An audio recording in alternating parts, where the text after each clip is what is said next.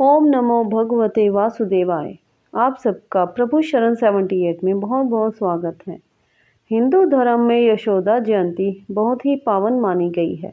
यशोदा जयंती भगवान श्री कृष्ण की माँ यशोदा के जन्म दिवस के रूप में मनाई जाती है। भगवान श्री कृष्ण ने माता देवकी के गर्भ से जन्म लिया था, लेकिन कंस के डर से वसुदेव जी बाल गोपाल को गोकुल छोड़ आए, जहाँ उनका पालन पोषण माँ यशोदा ने किया। माँ यशोदा और भगवान श्री कृष्ण की पूजा इस दिन करनी चाहिए। यशोदा जयंती के दिन माँ यशोदा और भगवान श्री कृष्ण की पूजा की जाती है। इस दिन व्रत भी रखा जाता है। हिंदू मान्यताओं के अनुसार यशोदा जयंती के दिन व्रत और पूजन से संतान की आयु लंबी होती है और जीवन सुखी होता है। यशोदा जयंती के दिन व्रत और पूजन से श्रेष्ठ संतान की प्राप्ति होती है। ये व्रत महिलाओं के लिए विशेष माना जाता है। हिंदू पंचांग के अनुसार फाल्गुन महीने की कृष्ण पक्ष की षष्ठी तिथि को यशोदा जयंती होती है। इस साल फाल्गुन महीने की कृष्ण पक्ष की षष्ठी तिथि 18 फरवरी को सुबह 4:53 पर शुरू होगी। वहीं ये तिथि 19 फरवरी को सुबह 7:32 पर समाप्त हो जाएगी। ऐसे में इस साल यशोदा जयंती 18 फरवरी को मनाई जाएगी। इसी दिन इसका व्रत भी रखा जाएगा। आइए पूजा विधि के बारे में जानते हैं।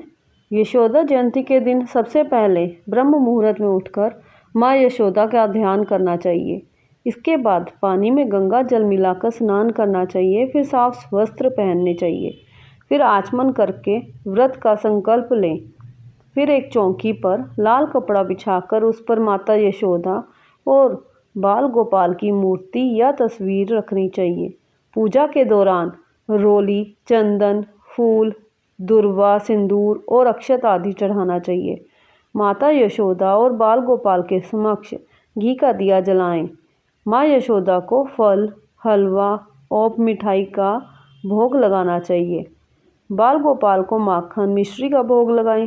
भगवान श्री कृष्ण के मंत्रों का जाप करना चाहिए। अंत में माँ यशोदा और बाल गोपाल की आरती करके पूजा का समापन करें।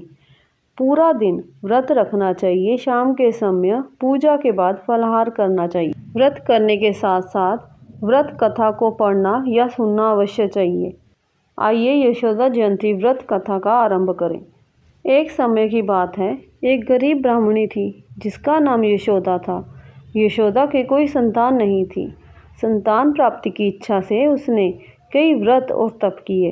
एक दिन यशोदा ने एक संत से मुलाकात की।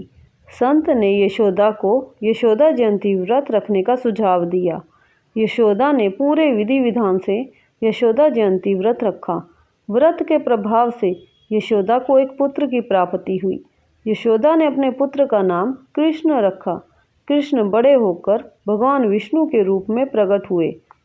यशोदा जयंती का व्रत रखने से संतान की प्राप्ति होती है। इसके साथ ही संतान की दीर्घ आयु, घर में सुख समृद्धि आती है। इतना ही नहीं, इस व्रत को रखने से पापों का नाश होता है और मनोकामनाएं पूर्ण होती हैं। माँ यशोदा और कृष्ण भगवान की कृपा सदा आप सब पर बनी रहे और सदा ही माँ बेटे का प्यार सदा माँ यशोदा और कृष्ण भगवान की तरह आपस में बना रहे। बोलो कृष्ण मुरारी लाल की जय। जुगल जोड़ी सरकार की जय। राधा रानी की जय। जय जय श्री राधे श्याम। जय जय श्री राधे श्याम।